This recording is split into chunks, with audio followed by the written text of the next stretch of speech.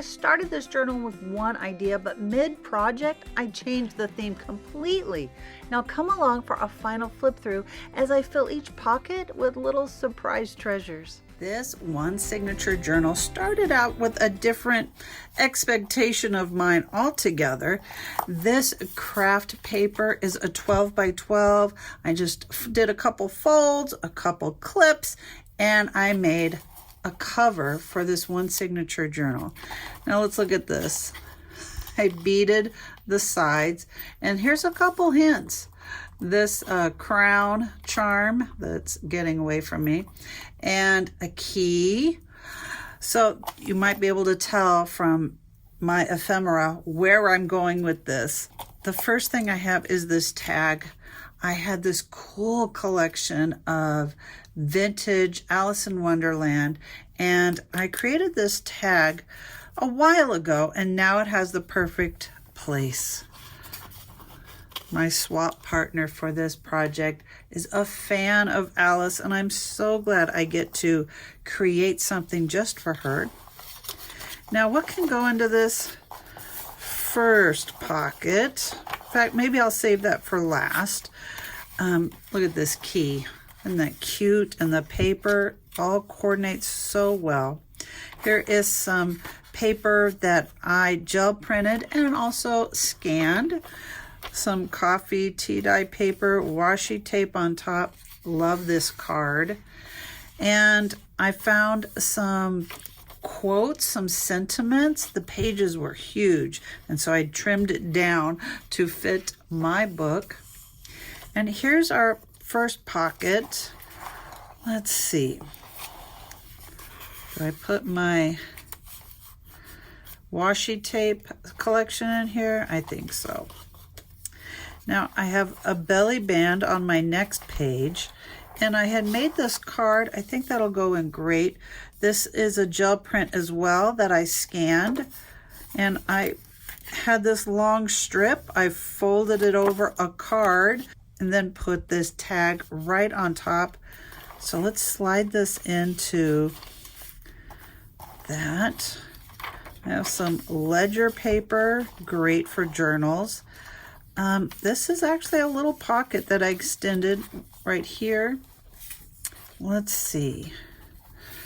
Something tall, perhaps. We'll do that.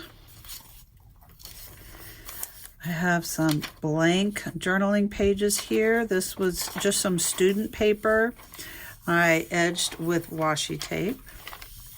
A different washi tape with roses. And here is some die cuts. More die cut and that journal paper. I loved all these little ideas here. This is actually a page from the book that I found some cardstock and made a tag. Room for journaling on the back. Look at this center page. This came from my binding. Now I decided to do a tool hole binding, and what I did is I started here and had my 2 strands. This strand I beaded and I stuck the end back through the center. So now here they went like this, and then they crossed again at the very top. And where was that center? Right here. So I thought, how about one dangle goes inside the book and one can hang outside the journal. I took a page from her book and added that. This is some netting that has spackle on it. Actually bought it that way. I cut a strip, folded it in half, and did a tiny bit of ruching. And what I did was I took a piece of double-sided tape and I just pinched little pieces together, and then I sewed on top, so you can see the stitching here. And then I fabric glued this red and black check right on top. What a cool detail. And I like that it shows when the book is closed. Here's another page straight out of that paperback book. And that journaling pages.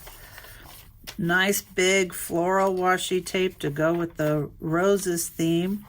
Here's another pocket that I made just gluing another tag on top to kind of extend that. What can go in here? Do I have something tall or wide? Oh, the cards will look cute sticking out there.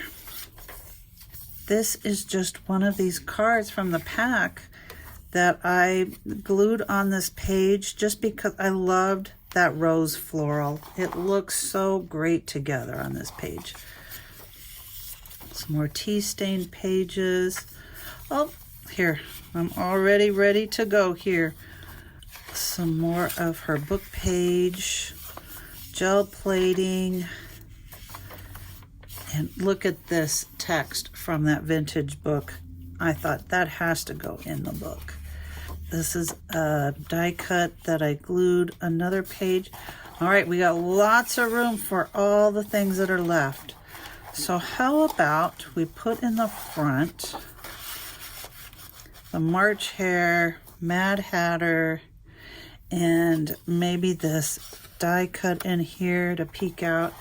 And in the back, I can load up more painted pages on cardstock, more from that package of coordinating papers, this strip of tea cups, and tiny bits of ephemera that I put into a glassine bag, taped it with some roses, and a quote from the book.